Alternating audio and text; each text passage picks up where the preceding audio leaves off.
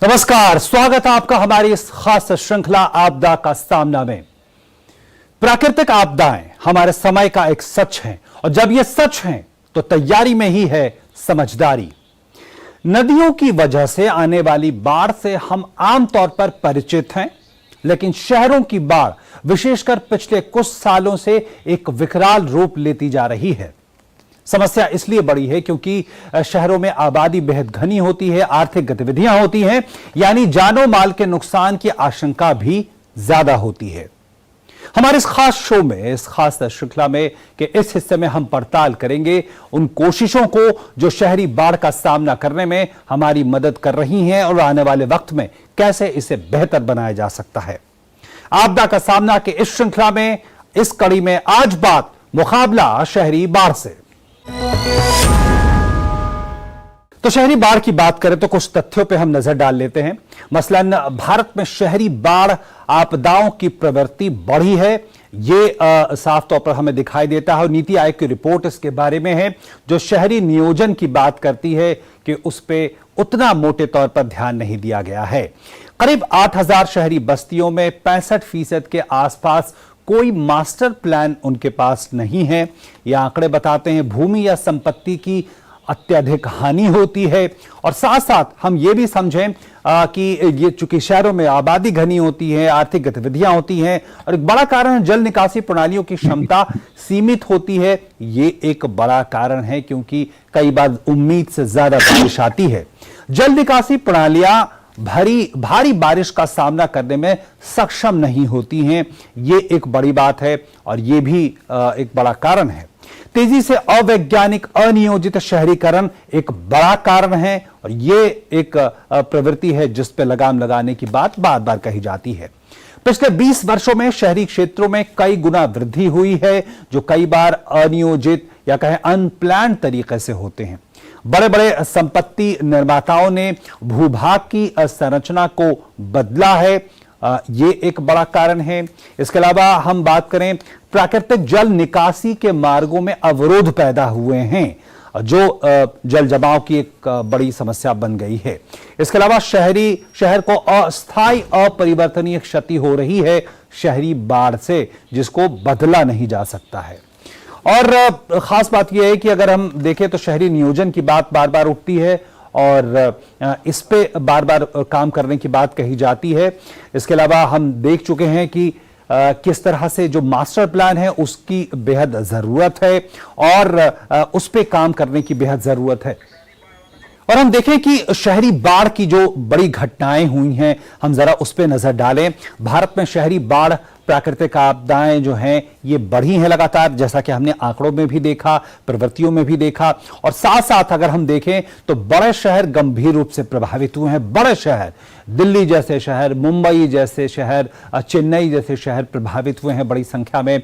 इसके अलावा एक बड़ी घटना साल 2020 में हैदराबाद की है, जो लगातार हमें याद आती हैं। इसके अलावा कुछ और बड़ी घटनाओं की अगर हम बात करें तो हम देखते हैं कि 2001-2020 में अहमदाबाद में भी इस तरह की परिस्थितियां पैदा हुई थी, जो बड़ी घटनाओं की श्रेणी में आती हैं। कुछ और अगर हम इस तरह की घटनाओं की बात करें तो साल 2002, 2003, 2009 और 2010 में भी दिल्ली में देखने को मिली, जब बड़े पैमाने पर जल जमाव की समस्या का सामना करना पड़ा। और 2004 और 2015 में चेन्नई में बहुत भयंकर शहरी बाढ़ आई, जिससे जानो माल का काफी बड़ा नुकसान हमने देखा और एक बड़े सबक की तरह था। 2005 में जो मुंबई में शहरी बाढ़ आई थी, उसे भला कौन भूल सकता है, जिसमें कई जानें भी गई थी। ये भी एक बड़े सबक की तरह था। सूरत में साल 2006 में इसी तरह की शहरी बाढ़ का सामना करना पड़ा था। और कुछ और महत्वपूर्ण घटनाओं की अगर हम बात करें तो इस सूची में हम देख सकते हैं कि कोलकाता में जो साल 2007 में घटना हुई थी, वो भी एक बड़े सबक की तरह थी। और अगर हम बात करें तो हम जानते हैं कि चाहे छोटे शहरों में भी, अब जैसे श्रीनगर में भी हमने देखा साल 2014 में जो शहरी बाढ़ है उसका एक प्रकोप हमें देखने को मिला था। तो ये वो बड़ी घटनाएं थी जो हमें झकझोरती हैं और बार बार तैयारियों की मांग करती हैं। हमारे साथ तीन बेहद खास मेहमान जुड़ गए हैं, आइए उनसे आपका परिचय करा दें। हमारे साथ कृष्ण वत्स साहब हैं, सदस्य एनडीए में राष्ट्रीय आपदा प्रबंधन प्राधिकरण। हमारे साथ डॉक्टर एम मोहपात्रा साहब हैं, महानिदेशक भारतीय मौसम विभाग। और हमारे साथ प्रोफेसर अविनाश कुमार गोसाई हैं, जो आईआईटी दिल्ली से हैं। बहुत बहुत स्वागत आपका। और सबसे पहले मैं आपका स्वागत आपसे पूछना चाहूंगा कृष्ण वत्स साहब कि हम देख रहे हैं कि इस तरह की प्रवृत्तियां बढ़ी हैं, और क्या आपको लगता है ये जो बार बार घटनाएं हो रही हैं शहरी बाढ़ की, हमारे पास पर्याप्त अनुभव है, पर्याप्त हमारे पास तैयारियां भी हैं, लेकिन इस तरह की घटनाएं हमारा पीछा नहीं छोड़ रही? जलवायु परिवर्तन के कारण और अन्य भी जो बड़े पैमाने पर शहरीकरण हुआ है, उसके कारण जो बारिश की घटनाएं हैं, बारिश का जो स्तर है वह महानगरों में बढ़ा है, जिसको हम एक्सट्रीम रेनफॉल इवेंट्स कहते हैं। तो एक्सट्रीम रेनफॉल इवेंट्स महानगरों में ज्यादा हो रहा है। जो शहरों में जो हीट का जनरेशन होता है, कार्बन डाइऑक्साइड का जनरेशन होता है, इन सब का भी उसमें योगदान रहता है। और हमने देखा है कि कई वर्षों में जो बड़े शहर हैं उनके आसपास भी कन्वेक्शन क्लाउड्स फॉर्म होते हैं, और एकाएक बहुत ज्यादा बारिश एक दिन में होता है। और जब भी ऐसी घटना होती है तब वो शहरों में हमको बड़े स्तर पर बाढ़ देखने को मिलता है। तो ये जो घटनाएं हैं, ये पिछले वर्षों में इनकी संख्या बढ़ी है। और जो राज्य सरकारें हैं, शहरी प्रशासन है, सबों ने इसका संज्ञान लिया है और इसके लिए आवश्यक तैयारी कर रहे हैं।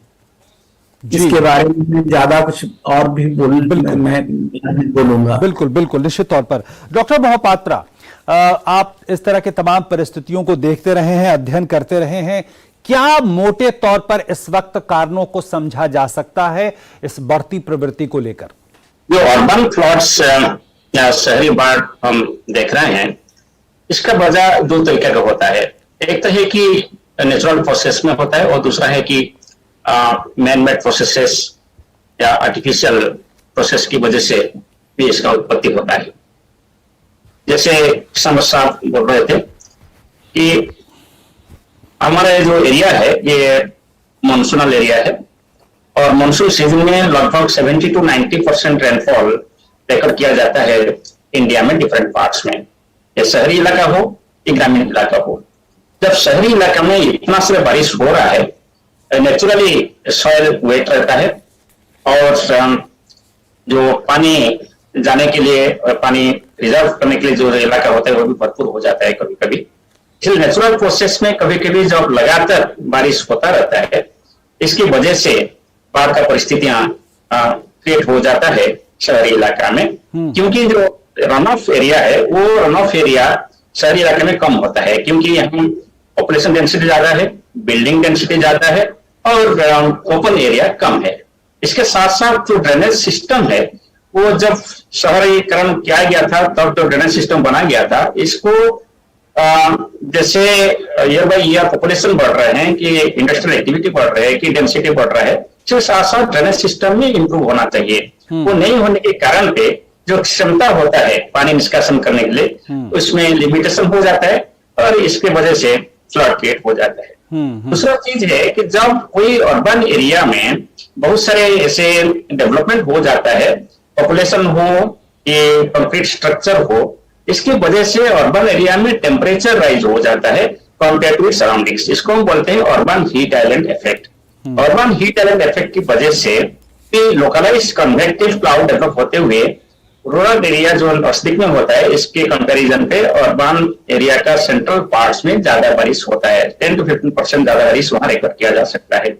तो इसीलिए एक तो मानसून की वजह से बारिश हो रहा है, दूसरा अर्बन हीट इफेक्ट की वजह से ज्यादा बारिश अर्बन एरिया में हो रहा है। जी। तीसरा ये होता है कि ये देखा गया कि जो क्लाइमेट चेंज का इम्पैक्ट है ट्रॉपिकल कंट्रीज में, इंडिया एक ट्रॉपिकल कंट्री है, specially central India, south India, northern India में frequency of heavy rainfall increase हो रहा है। आप 15 सेंटीमीटर से ज्यादा रेनफॉल आप देखेंगे, ये सभी इंक्रीज हो रहा है फ्रीक्वेंसी, और इसके वजह से भी आपका इम्पैक्ट ज्यादा अर्बन एरिया में पड़ता है। हम डाटा के आंकड़ा देखें, दिखाया गया है कि जिस रेट में रेनफॉल राइज हो रहा है रूरल एरिया में क्लाइमेट चेंज की वजह से, अर्बन एरिया में इसका इम्पैक्ट ज्यादा हो रहा है। तो ये 3 प्रमुख कारण होता है जिसकी वजह से हमको अर्बन फ्लड्स देखने को मिल रहा है। जी बिल्कुल। प्रोफेसर गोसाई, साफ तौर पर हम देख रहे हैं कि एक तो प्रकृति की बदलती जो रूपरेखा है, जो बदलती प्रकृति है, उसका जो नेचर है, कैरेक्टरिस्टिक्स है, वो एक बड़ा कारण है। मानव निर्मित भी बहुत सारे कारण हैं, इसके भी संकेत हैं। क्या हमारे पास ऐसी कोई समझ, कोई ऐसा रिसर्च, कोई ऐसा अध्ययन है जो ये बताता है कि ये जो प्रवृत्ति बढ़ रही है, कितना उसमें प्रकृति की भागीदारी है, या जो जिस तरह से अनियोजित शहरीकरण है उसकी भागीदारी है? बिल्कुल, ये बहुत ही अच्छा क्वेश्चन है, और ये समझना बहुत जरूरी है कि ये पानी का इकट्ठा होना और उसका निकास, ये एक वैज्ञानिक क्वेश्चन है। और आजकल विज्ञान इतना प्रबल हो चुका है कि अगर आप जानना चाहें कि एक एरिया में, जैसे दिल्ली के एरिया में अगर पानी बरसता है एक इंटेंसिटी के साथ, तो किस एरिया में से कितना पानी उसका जमाव होगा, कितना उसमें रन ऑफ प्रोड्यूस होगा, वो डिपेंड करेगा कि कितना आपका एरिया जो है पेव्ड एरिया है, कितना उसमें नेचुरल एरिया बचा है। जहां जहां नेचुरल एरिया बचा है वहां पे अगर 1 सेंटीमीटर रेनफॉल होती है तो हो सकता है कि आधा सेंटीमीटर पानी उसके सॉइल के अंदर समा जाए, वो कन्वर्ट नहीं होगा रन ऑफ के अंदर।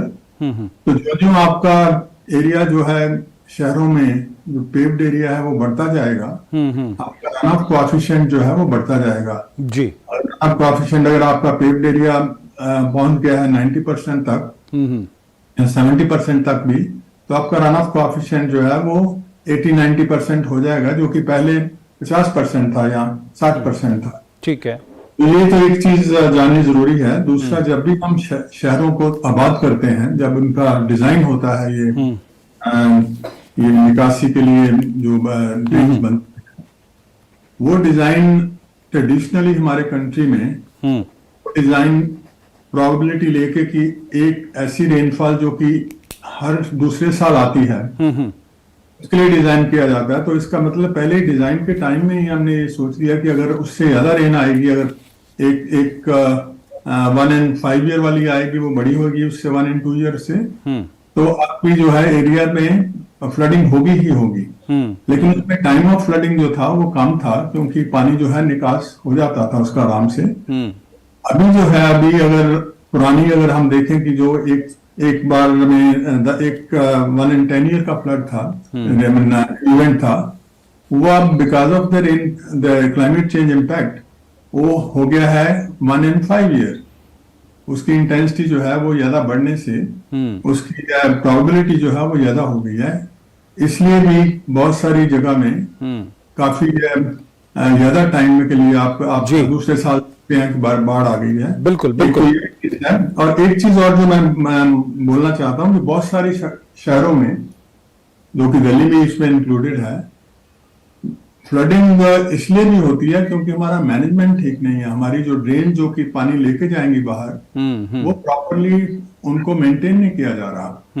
वो सारी अगर सॉलिड वेस्ट से भरी हुई हैं, तो जब पानी निकालने की टाइम आता है तो उस टाइम तो उसमें पानी के जाने का रास्ता नहीं है। बिल्कुल, बेहद महत्वपूर्ण बात। एक ब्रेक के लिए हम रुक रहे हैं, ब्रेक के बाद लौटेंगे तो जिस तरह की बातें इस वक्त सामने आ रही हैं हमारे विशेषज्ञों के द्वारा, वो ये बता रहे हैं कि ये गवर्नेंस का, जो लोकल गवर्नेंस है, उसका भी मुद्दा है, मेंटेनेंस का मुद्दा है, रखरखाव का मुद्दा है।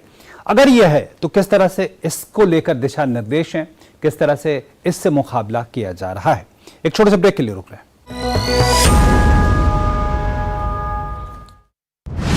चक्रवात एक विनाशकारी आपदा है।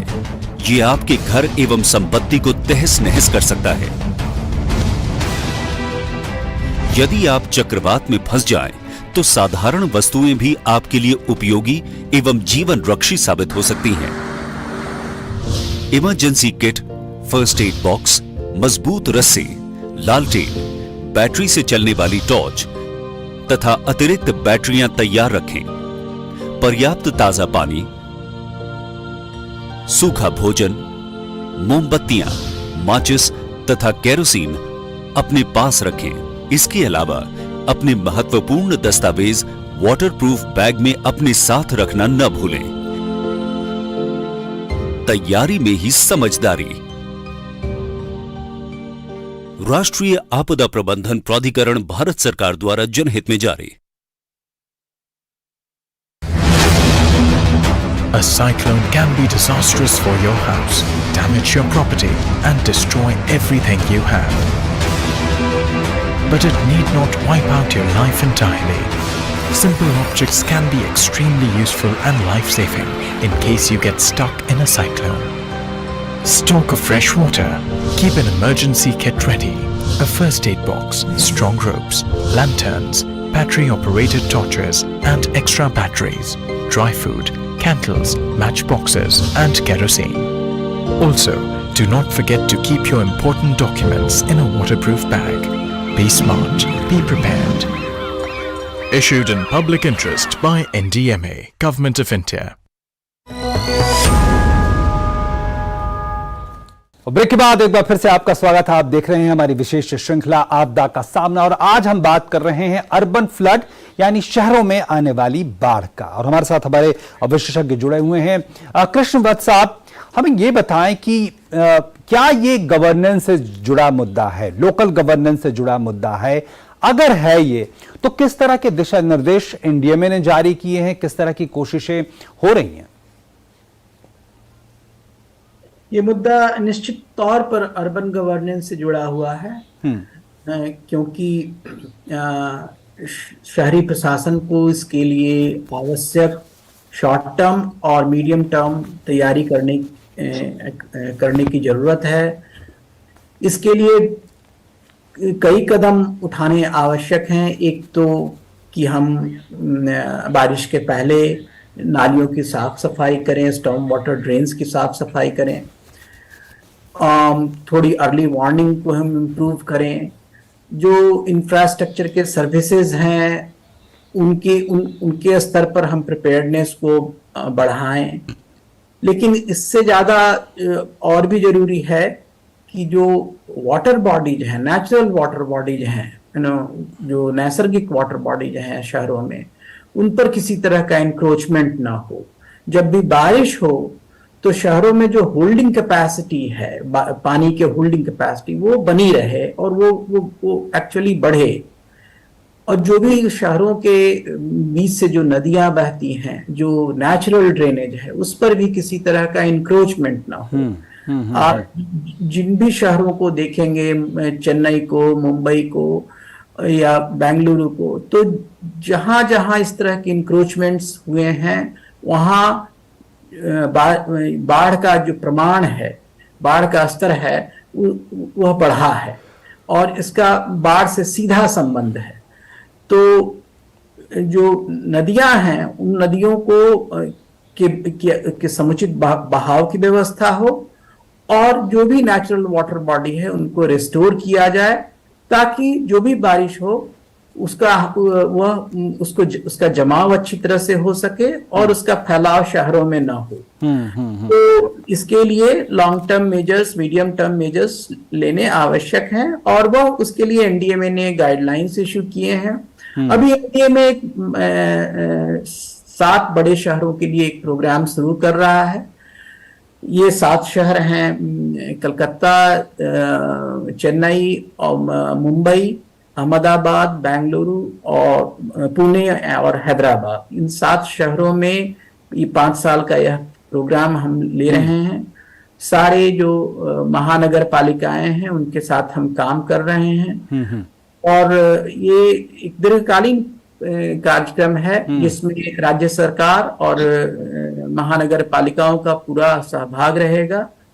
और इन सारे जो इश्यूज हैं, है ना, नेचुरल ड्रेनेज की इफिशिएंसी बढ़ाने का, अर्ली वार्निंग सिस्टम को इम्प्रूव करने का, स्टॉर्म वाटर ड्रेनेज को इम्प्रूव करने का, इन सारी इश्यूज पर पूरा ध्यान दिया जाएगा। यह हमारी अगले कुछ वर्षों में कोशिश रहेगी, और जो हम इससे लेसन्स हमें मिलेंगे, जो अनुभव मिलेंगे, उसका हम उपयोग करके भारत के और शहरों में भी इस कार्यक्रम को बढ़ाया जाएगा।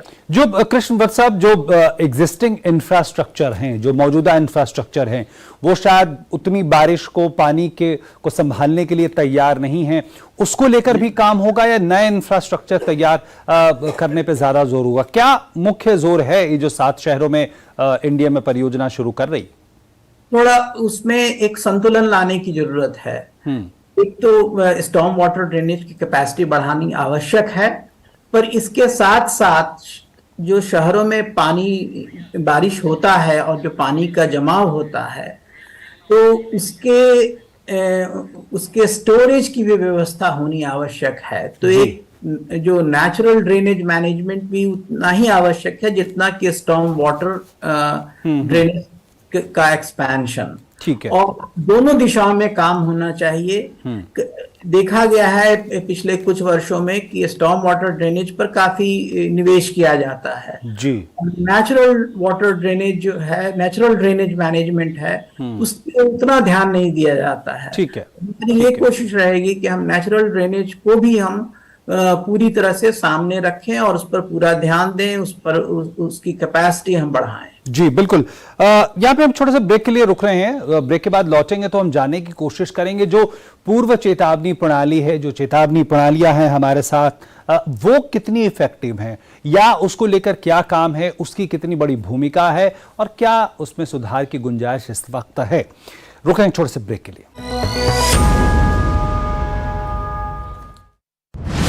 चक्रवात एक विनाशकारी आपदा है। ये आपके घर एवं संपत्ति को तहस नहस कर सकता है।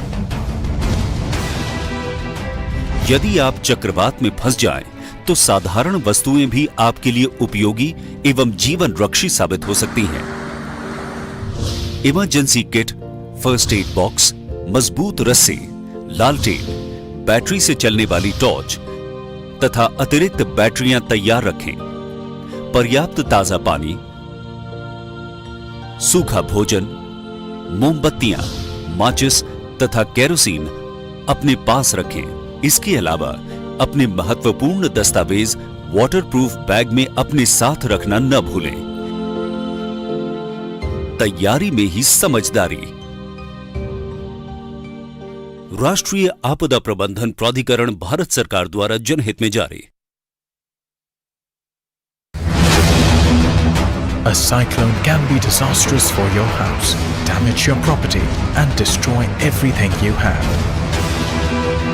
But it need not wipe out your life entirely. Simple objects can be extremely useful and life-saving in case you get stuck in a cyclone. Stock of fresh water. Keep an emergency kit ready. A first aid box, strong ropes, lanterns, battery-operated torches, and extra batteries. Dry food, candles, matchboxes, and kerosene.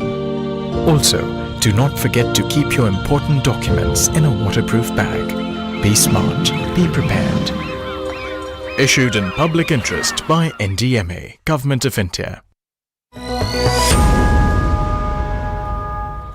और break के बाद एक बार फिर से आपका स्वागत हमारे इस खास कार्यक्रम आपदा का सामना में। आज हम बात कर रहे हैं कि आखिर कैसे शहरी बाढ़ से हम मुकाबला कर सकते हैं बेहतर तरीके से, क्या कोशिशें देश भर में हो रही हैं।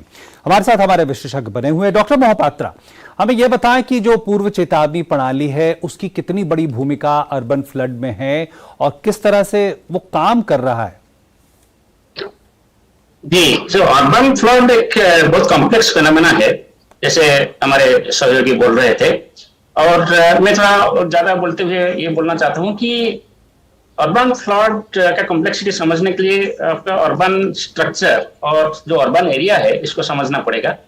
हम इंडिया में देखें तो हम 3 तरीका का अर्बन सोसाइटी है हमारे पास। एक है कि प्लेन एरिया के अंदर इनलैंड में, दूसरा है कि urban areas all along the coast जैसे मुंबई, चेन्नई, कोलकाता, और तीसरा है कि urban areas along the hills like foothills of Himalayas और वेस्टर्न घाट्स और ईस्टर्न घाट्स में, ये तीनों का रिक्वायरमेंट अलग अलग होता है मैनेजमेंट के लिए। बिल्कुल, ये तो बात हुई तमाम तरह की कोशिशों की, किस तरह से हर स्तर पे नीतियां बनाई जा रही हैं, उसको इंप्लीमेंट किया जा रहा है।